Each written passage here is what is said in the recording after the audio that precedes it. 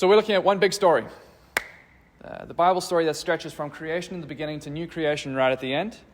We've looked at the creation accounts and seen the commission that God gave to humanity to be fruitful, to multiply, to fill the earth, to subdue it. And we saw how that was passed on to Abraham and to his family, and how God promised Abraham three things: land, the land of Canaan, descendants, as many as the stars in the sky or the sand on the seashore, and that he would be blessed, and through him the world would be blessed, that he would be a conduit of blessing to the rest of the world. We saw last week how Abraham's family became an extended family and then into a full-on nation, but they were enslaved in Egypt. And so God brought them up out of Egypt, which sets the stage for where we are today. He brought them out of Egypt, and he's bringing them to the promised land, to Canaan. And where we land today, and where we're going to be spending our time today, is at Mount Sinai. So, from the passage that Bruce read for us, then Moses went up to God, and Yahweh called him from the mountain and said, "This is what you are to say to the descendants of Jacob, and what you are to tell the people of Israel. You yourselves have seen what I did to Egypt, and how I carried you on eagle's wings and brought you to myself. Now if you obey me fully and keep my covenants, then out of all nations you will be my treasured possession. Although the whole earth is mine, you will be for me a kingdom of priests and a holy nation." These are the words you are to speak to the Israelites. God makes his covenant with his people. Well, actually, he just sort of rehashes his covenant. This is the same covenant that was made with Abraham back in the book of Genesis. In the Exodus story, we saw how the rescue that God brought about was couched in this fruitful and multiply language. We saw how in Exodus 2, God remembered his covenant with Abraham, Isaac, and Jacob. And when he called Moses, he said to him that he's come to rescue the Israelites from slavery in Egypt, to take them to the land of Canaan, as he promised to Abraham. And now, here at Mount Sinai, God pronounces them to be his covenant people, a nation he has chosen for himself. Out of all the nations in the world, he's chosen them to be his treasured possession, whom he brought out of Egypt. Now, a lot's been discovered in the ancient Near East, and a lot's been dug up as archaeology has gone on, and as we've learned more about what that period was like, what that region was like. One of the things that we've discovered is a whole lot of documents and treaties that have been discovered. And what scholars have started to notice is that there were a lot of similarities between the vassal treaties in the ancient Near East and the books of Exodus, and especially Deuteronomy. A vassal treaty is essentially just a document that outlined the relationship between two nations. You've got a superior nation, the sovereign, a more powerful nation, and then a subordinate, a weaker nation that's kind of coming under that nation's control. They would generally, in these vassal treaties, in these documents, there would usually be an introduction, a prologue, a history of how the relationship came about, usually detailing how the sovereign was taking them on, often rescuing them from some other nation or some threat when they cried out for help, kind of like what we have in Exodus 2. Exodus 2:23, the Israelites groaned in their slavery and cried out, and their cry for help because of their slavery went up to God. And we saw how God answered their cries and defeated Egypt and brought them up out of slavery. Which actually brings us here to chapter 19, where we are at the moment. What would usually follow in these ancient Near Eastern vassal treaties were a whole lot of stipulations, detailing what the relationship between these two nations was meant to look like. Essentially, that's what's behind the idea of covenant. It's that sort of treaty. It's that sort of agreement a pact between two parties who enter into this relationship that sort of details how this relationship is meant to look, how it's meant to function, so that so that both sides live up to their expectations. One more feature of these vassal treaties was that they would end with a series of blessings and curses. So there would be a whole pile of blessings if they were loyal, and a whole lot of curses if they weren't. Things would go really well for them if they held up their end of the deal. Things wouldn't if they didn't. And when we read these blessings and curses, particularly the curses, and especially later on with the nation of Assyria, these curses could get quite rough.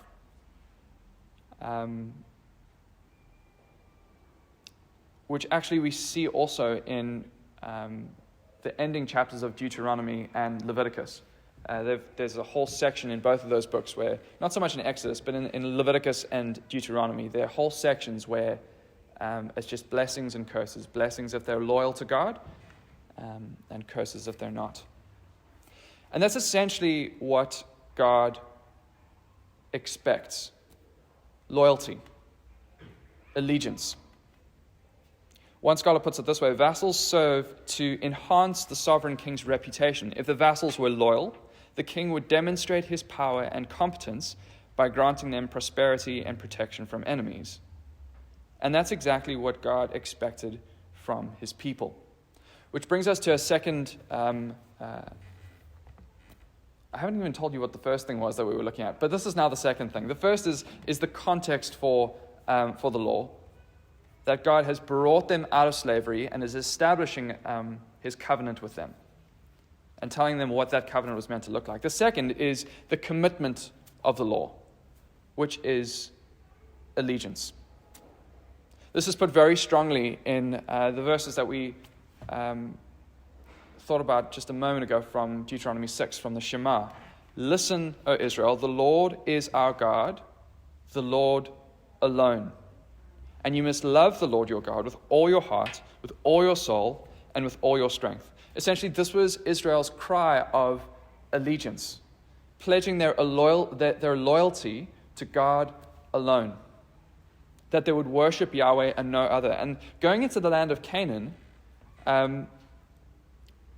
where the people there worshipped all sorts of other gods, this would have been a really important thing for them to internalize.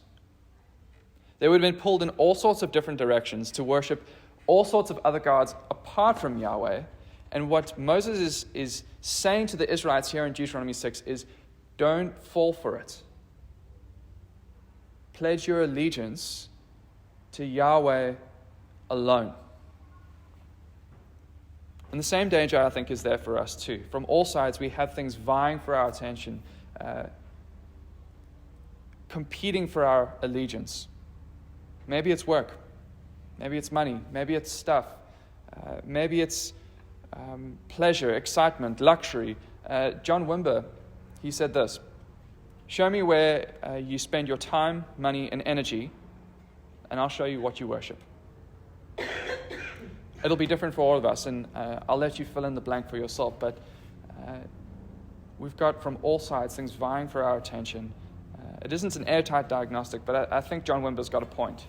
Where we channel our energy, that often indicates what's most important to us and where our allegiance might lie. But I think what was especially dangerous about what the Israelites were facing going into the land of Canaan was that, faced with all these other gods, they weren't being made to choose. As far as the Canaanites were concerned, or virtually any other nation in the ancient Near East, you didn't have to choose whether or not to worship this god or that one. You would just add them all to the pantheon. They would all just be included. And the temptation wouldn't have been to reject Yahweh, to leave him behind, and to embrace this this or that other god. It would be to say, yeah, no, Yahweh, you come too. It's fine. We can all party together. And Yahweh's not interested in that.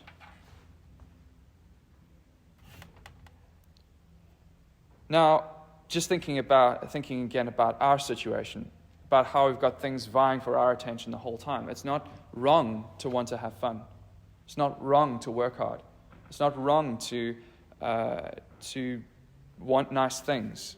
I'm reading this sermon off what I take to be a pretty nice computer. But just check how it fits in with the rest of your priorities. What makes it so easy to slip into idolatry, I think, is that we're not forced to choose. That there are things that we can enjoy, things that are completely fine for us to do, but that when they take too much of our allegiance, too much of our focus maybe, that's when it can start to become consuming, and that's when it can start to become dangerous. That's when we're at risk of not giving to Yahweh, not giving to God what He asks for and what He deserves. You don't need to not worship God at all to not give Him the worship that He deserves. The difference is that while we're free, and I would say expected as Christians to do things like work hard to enjoy ourselves, and that the Israelites weren't allowed to worship other gods at all. Like I say, and like we see in the Shema, what God was calling for was exclusive allegiance. So the parallel does sort of break down there. But I think the point is still there, that what God is calling for is our all. And I think the question still stands: does the way in which we spend our time, our money, our energy,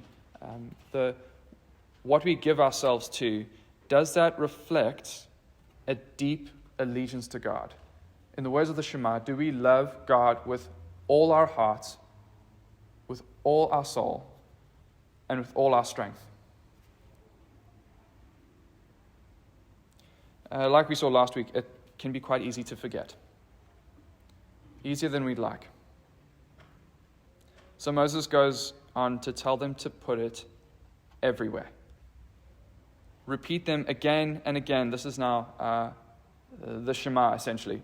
Repeat it again and again to your children. Talk about them when you're at home and when you're on the road, when you're going to bed and when you're getting up. Tie them to your hands and wear them on your forehead as reminders. Write them on your doorposts, on your houses, and on your gates. Just put it everywhere. Don't let yourself forget. Have reminders constantly in front of you. Let the environment that you're in, the routines and the rituals that you have around you, and that you run your life by, as far as you can help, but the relationships that you have, let them constantly remind you to give your allegiance to God, to be loyal to Him, and to love Him with our all.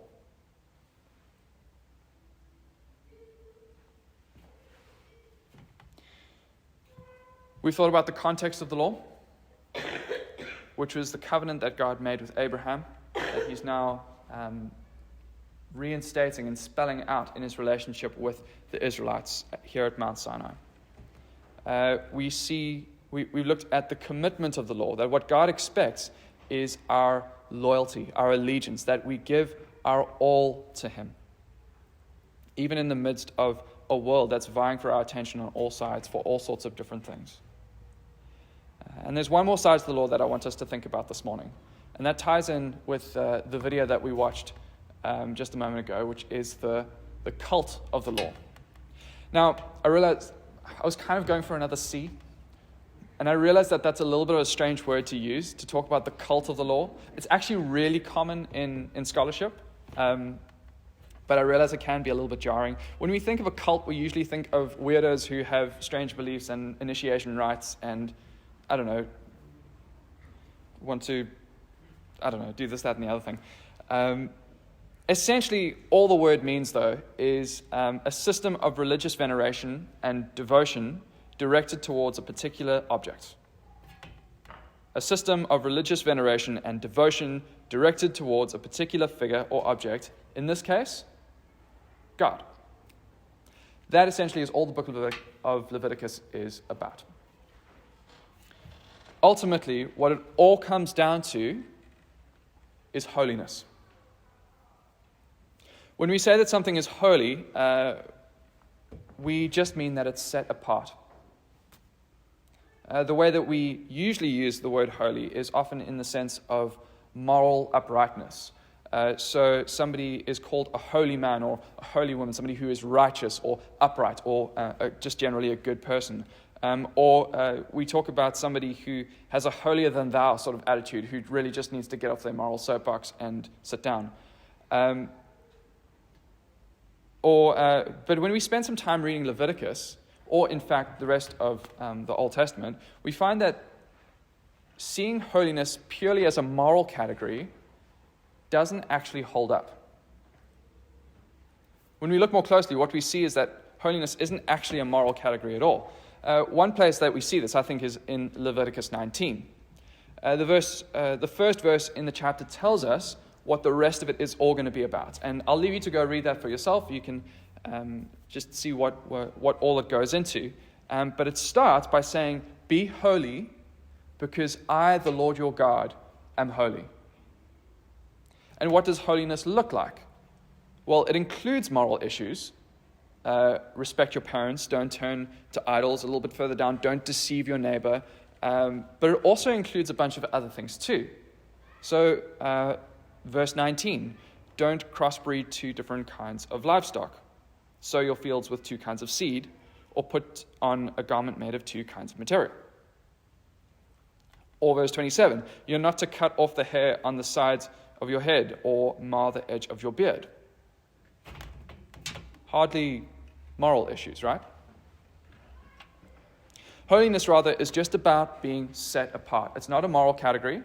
It's just about being set apart. The Israelites were to be set apart from the nations around them. They were meant to be different. There was meant to be something that marked them out from the rest of the nations. And to be sure, that includes moral issues. Their conduct was meant to look different. And actually, one of the things that we're going to be thinking about a little bit next week is that some of the practices of the Canaanites was horrendous. But while it includes moral issues, it isn't limited to that. When we say that God is holy, what we aren't talking about are some of his characteristics like moral goodness, integrity, uprightness. Although all of those are true and all of those are important, and all of those do go some way to showing how he's holy. When we say that God is holy, what we're saying is that he's set apart, that he's so big, so great, so vast, that we don't actually have a category for him, that he's so far beyond us. And I think that's actually what's behind the name that he revealed to us last week, I am who I am. That there isn't some more specific designator that we can give to God. He just is. He's so far beyond us. And when he calls his people to be holy, what he's calling them to is to live lives that are so other, so set apart from the other nations, so different from the rest of the nations that they stand out. Why? Because they are identified with him. Because they take on a Yahweh-shaped existence. That their allegiance is evident in every area of their life. Moral areas, but also other ones too. And if we read through the book of Leviticus, we see that this is also connected to the ideas of clean and unclean and holy and common. We don't have time to go into those in any detail, but like we see in the video, being clean or unclean, again, wasn't necessarily a moral issue. It was just about what state we're in and whether or not it's appropriate to approach God. Sin is always considered unclean, to be sure. But not everything that is unclean is necessarily sinful.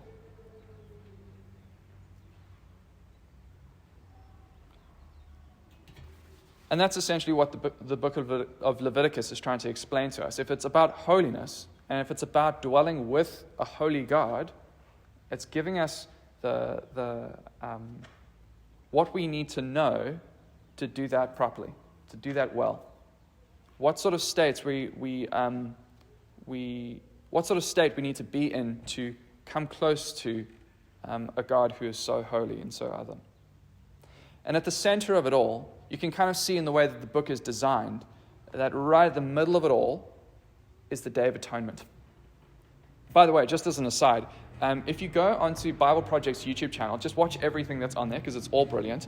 But they've got 2 videos on the book of Leviticus. So if you are interested, what you can actually see by watching those videos is how the book of Leviticus is designed, and they show how the Day of Atonement actually fits right in the middle of it. That this is central to how the relationship between God and the Israelites was supposed to work. And there are a number of elements to the Day of Atonement. But at the center of it all, it involved 2 goats. You had one for the burnt offering, or for a sin offering, actually. I got that wrong in my notes. Should change that. One for the sin offering, and one for a scapegoat.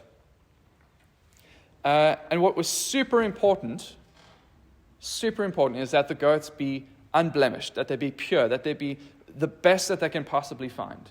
There can't be anything wrong with these goats that they bring forward for the Day of Atonement.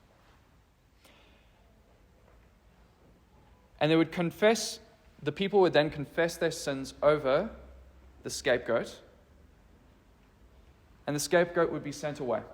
It would be sent out of the camp, and what they were saying by doing this is that this is a ritual they do once a year, and they're saying that they're sending their sins out of the camp, away from them, away from God's presence, that God has nothing to do with their sin, and they're removing it from his presence so that they can dwell with God. Before that, though, the high priest would lay his hands on the other goat. And by laying his hands on this goat, what he was doing was identifying with the animal. On behalf of all the people, the high priest was essentially just acting as the people's representative, but he would lay his hands on this goat, and he would identify with this animal. Then they would sacrifice it, and the smoke would ascend up to God and essentially enter into his... Symbolically, it would then go up and enter into his presence. Now, what they weren't doing, and this is quite important, what they were not doing when they laid their hands on the animal, when they identified with this animal, what they were not doing is laying their sins on the animal. They already did that with the scapegoat. What they were doing was just identifying with the animal. That's also why it's so important for this animal to be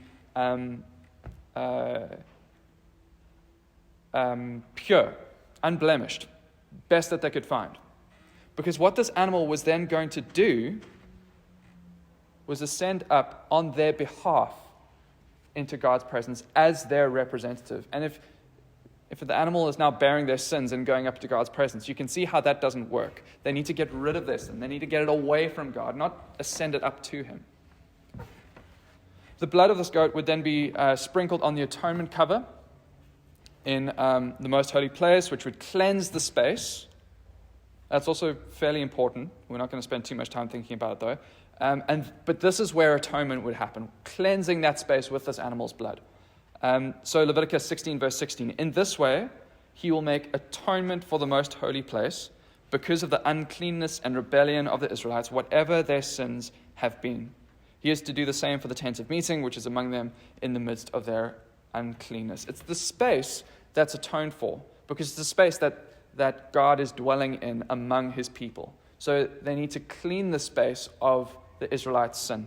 That's essentially what atonement means on one level. It's a wiping clean.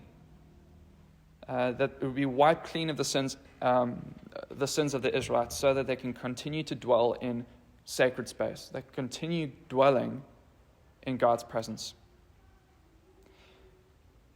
Now, what might be quite surprising is that the animal that dies is not the animal that takes the people's sin.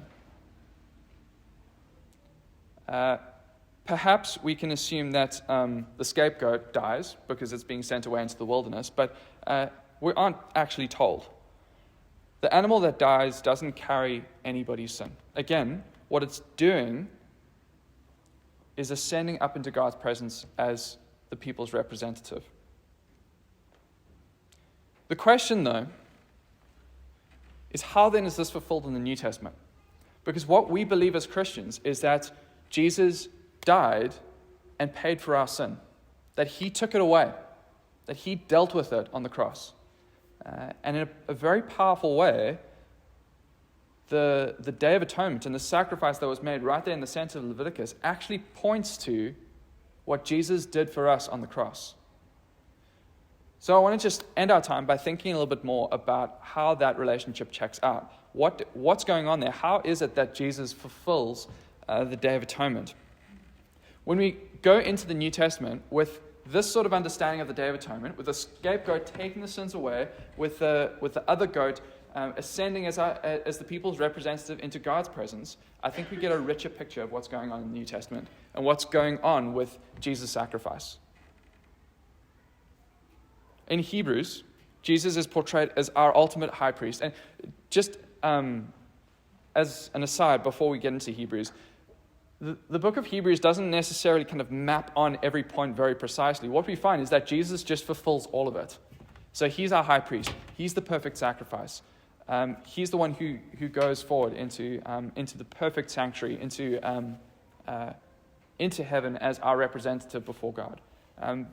He doesn't map things on in exactly the sort of one-to-one way that we might expect him to. But he does show us how it all ties together in Jesus. So Jesus is portrayed as our ultimate high priest, able to enter the most holy place, not by the blood of other sacrifices, not by the blood of bulls and goats, which actually Hebrews tells us was never effective to get us into God's presence, but by his own blood. And by his blood, he intercedes for us as our representative before God. Jesus is the one who ascends into God's presence on our behalf, like that one goat, pure, unblemished, the one who offered his own life to enter into God's presence on our behalf. The question then, what about our sin? What happened to our sin? Well, again, remember in Leviticus, the sin was placed on the scapegoat, who was sent outside the camp, was sent away from the people. Which actually, remembering that Hebrews doesn't map things on as precisely as we might like to, I still think that's what we see in Hebrews 13. Hebrews 13, 11 to 14. The high priest carries the blood of animals into the most holy place as a sin offering, but the bodies are burned outside the camp. And so Jesus also suffered outside the city gates to make the people holy through his blood. Let us then go to him outside the camp, bearing the disgrace that he bore. For here we do not have an enduring city, but we are looking for the city that is to come. To be fair, the scapegoat isn't actually mentioned, but I think the fact that Jesus was crucified outside the camp is significant. That Jesus does pay for our sins, that he does take it away, that he does actually bear the disgrace and the shame and the guilt that we should have. So let's approach him. Let's go to him as our great high priest, as the one who is able to represent us before God. We, leading up to the time of confession, we looked a little bit at Psalm 15. Lord, who may dwell in your sacred tent? Who may live on your holy mountain? The one who is blameless, the one who does what is righteous, so he speaks truth from the heart, and he goes on to talk about what this ideal person would look like. Somebody who's upright and holy and lives the way that God wants them to. That is the sort of person that can enter God's presence. Those are the sorts of people that every single one of us are not, because of sin. But that is what Jesus makes possible for us again. Acting as our representative, pure, unblemished, perfect. He can represent us before God despite our sin. And he died to take it all away.